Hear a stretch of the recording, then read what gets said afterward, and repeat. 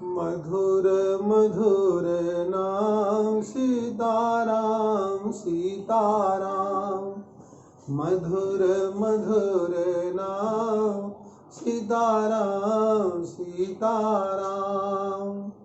महात्मा वाल्मीकि के आश्रम में भगवान श्री राम विराजमान है। सुंदर से आसन पर वामांग में जनक लेनी है, कुछ दूर पर लक्ष्मण कुमार बैठे हैं। महात्मा वाल्मीकि कहते हैं कि देखो प्रभु, आपने हमसे अपने निवास का स्थान पूछा है। मैं आपको पुनः बताना चाहता हूँ कि काम को मद मानन मोहा, लोभन क्षोभन राग न द्रोहा, लोभन मोहन राग न द्रोहा, तिनके हृदय सदन सुखदायक, बसहु बंधु सिय सहर गुनायक। काम को मत मानन मोहा, जिनकी इच्छाएं उनके वश में, जो इच्छाओं के वश में नहीं है बल्कि इच्छाओं को अपने वश में रखते हैं, जिन्हें संसार से किसी भी प्रकार का मोह नहीं है, जो किसी पर क्रोध नहीं करते। सच्चे अर्थों में अगर देखा जाए, जब सारा संसार राममय है तो आप क्रोध किस पर करते? सिय राम मैं सब जग जानी, करऊं प्रणाम जोरि जुग पानी। चराचर विश्व, चराचर ब्रह्मांड जब श्री राम का स्वरूप है तो क्रोध आप किस पर करते? क्रोध करने वाला सबसे पहले अपना पतन करता है। यदि आप ध्यान से देखें तो जब क्रोध आता है तो सबसे पहले आपका नुकसान करता है। इसलिए जिनके हृदय में क्रोध उत्पन्न ना हो, जो नाना प्रकार की इच्छाओं से रहित हो, किसी भी प्रकार का अभिमान जिन्हें ना आता हो। अभिमान कई प्रकार का होता है। जाति का अभिमान, तन का अभिमान, धन का अभिमान, विद्वता का अभिमान, लक्ष्मी का अभिमान। अभिमान किसी प्रकार का हो जीव को रुलाता है। तो हे मेरे राम, हे प्रभु श्री राम, जिनके भीतर किसी भी प्रकार का अभिमान ना हो, जो संसार में सबको अपना समझते हो, किसी से जिनका वैर ना हो, आप उनके हृदय में निवास करो। प्रभु इतना ही नहीं, मान, सब मनुष्य का सबसे बड़ा शत्रु सम्मान है। सम्मान आता है, अभिमान की वृद्धि कराता है। मान पाने की इच्छा सबकी हो। संत तुलसी ने दोहावली में लिखा है कि बहुत प्रीति पूजाई बे पर, पूजी बे पर थोरी, कैसे देऊं नाथहीं खोरी। दोहावली का पद तो मैं आपको बाद में बताऊंगा।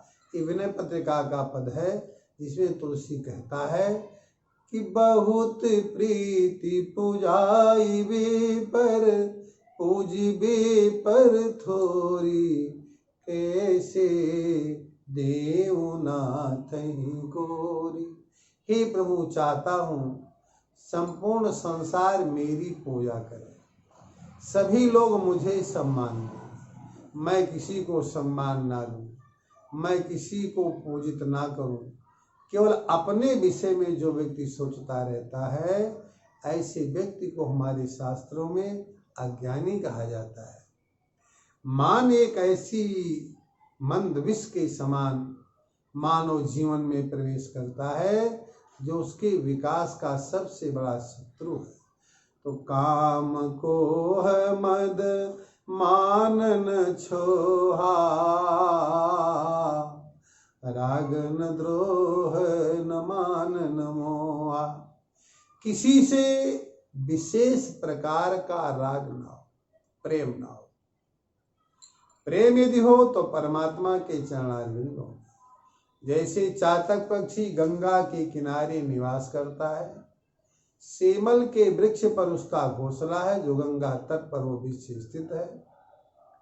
उस घोंसले में चातक अंडे देता है, और जब उसका अंडा टूटता है, अंडे का ऊपरी भाग गंगा में गिरता है, तो चातक उसे उठाकर घोंसले में रख लेता है। विचार करता है कि जब चातक का सबसे प्रिय नक्षत्र स्वाति बरसेगा, तब मैं उसी जल से इसका सिंचन करूंगा। दूसरी बात, चातक अपने पुत्र से कहता है कि हे मेरे प्रिय पुत्र, तात न तर्पण कीजिए बिना बार धर्म। यदि हमारी मृत्यु हो जाए तो मेरा तर्पण गंगा में मत करना। मुझको सबसे ज्यादा प्रिय स्वाति नक्षत्र का जल है। जब स्वाति के बादल बरसेंगे तब मेरा तुम तर्पण करना। ये चातक का विश्वास है, चातक का अनुराग है, चातक का प्रेम है। स्वाति नक्षत्र से चातक कहता है कि बरसी परुष पाहन पयद, पंख करो टुक टूक, तुलसी परी न चाहिए, चतुर चात कहीं चूक। ऐ मेघराज, ऐ बादल सम्राट, ऐ पानी वाले जलधर, तुम चाहे पत्थर की बरसात करो, चाहे जल की बरसात करो, मेरे पंखों को तोड़ तोड़ के चकनाचूर कर दो, लेकिन जल तो मैं स्वाति का ही पीऊंगा। तुम चाहे जितना जल बरसो प्यासा रह लूंगा, लेकिन जल का पान मैं स्वाति नक्षत्र का ही करूंगा। इसी प्रकार जो भगवान का भक्त होता है वो भगवान से क्या मांगता है कि बनई तो रघुवर ते बनई, जो बिगड़े भरपूर, तुलसी बने जो और ते, ता बनी वे में धूर। यदि हमारा कार्य बनना है, यदि हमारे जीवन में पावनता आनी है, तो श्री राम के द्वारा है। यदि किसी और के द्वारा ये कार्य होता है तो हमें वो स्वीकार नहीं है। सेवक अपने स्वामी के लिए सब कुछ समर्पण कर देता है। राम नाम को कल्पतरु, कलि कल्याण निवास, जो सुमिरत भयो भागते, तुलसी तुलसीदास।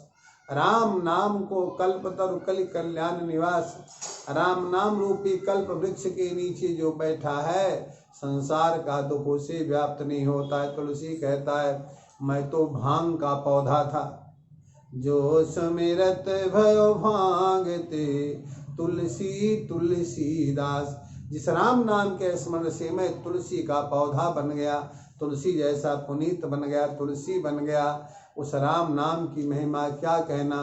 तो हे प्रभु, जो आपके विश्वास में रह करके आपसे प्रेम करते हुए, आप पर श्रद्धा रखते हुए अपने जीवन का संचालन करते हैं, आप उनके घर में निवास करो। अकेले नहीं, सीता लक्ष्मण के साथ निवास करो वहाँ प्रभु। दूसरी बात वाल्मीकि भगवान से कहते हैं कि प्रभु मैं वनवासी हूँ, वन में मैं अपने जीवन का संचालन कर रहा हूँ। आप जैसे लोगों का दर्शन हमें सर्वथा दुर्लभ है। आपकी प्राप्ति होने से संसार के सारे दुखों का अंत हो जाता है। सारे सुखों की प्राप्ति श्री राम के चरणारविंदों में है, और सारे दुखों का अंत श्री राम के नाम में है। जो आपके नाम का स्मरण करता है, आप में भरोसा रखता है, आपके सिवा किसी और के पीछे नहीं भागता है, हे प्रभु आप उसके घर में निवास करो। शीस नमहि सुर गुर द्विज देखी। ये मस्तक झुकता है तो भगवान के चरणों में और जब भगवान के चरणों में मस्तक झुकता है तो जीव का परम कल्याण होता है, परम मंगल होता है। यह जीवात्मा परमात्मा के धाम के अधिकारी बनती है। महात्मा वाल्मीकि भगवान से कहते हैं कि हे प्रभु, आपने वनवासी बन करके, वन यात्रा करके हम जैसे वनवासियों का भी मंगल कर दिया है। नाथ, निवेदन है मेरा आपसे कि जो आप में दृढ़ भरोसा रखते हैं, काम क्रोध मद मोह मत्सर से दूर हैं, आप उनके हृदय में अपने भाई लक्ष्मण और जनक नंदिनी के साथ निवास करो। यही के अगला प्रसंग मैं आपको कल सुनाऊंगा। बोले भक्त वत्सल भगवान की जय।